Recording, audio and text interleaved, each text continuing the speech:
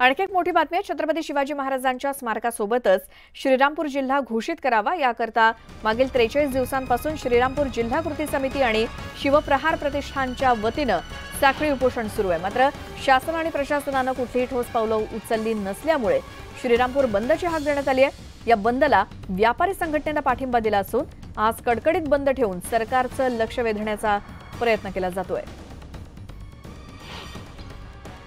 अहमदनगर जिल्ह्याचं विभाजन करून श्रीरामपूर जिल्हा मुख्यालय करावं, त्याचबरोबर श्रीरामपूरमध्ये जो मुख्य चौक आहे या ठिकाणी छत्रपती शिवाजी महाराजांचं स्मारक उभं केलं जावं या मागणीसाठी गेल्या 43 दिवसापासून या ठिकाणी जनआंदोलन उभं केलं गेलंय। शिवप्रहार संघटनेच्या वतीनं 43 दिवसापासून साखळी उपोषण सुरू आहे। मात्र कुठेतरी सरकार दखल घेत नाहीये, त्यामुळे आज श्रीरामपूर बंदची हाक देण्यात आलेली आहे। मी आता श्रीरामपूरमध्ये आहे आणि आपण जर बघितलं तर सकाळपासून कडकडीत बंद या ठिकाणी पाळण्यात येतोय। मात्र सरकार जी आतापर्यंतची आहेत जाणीवपूर्वक दुर्लक्ष करतायत या गोष्टीकडे। 100% सरकारकडून त्या ठिकाणी दुर्लक्ष झालेलं आहे।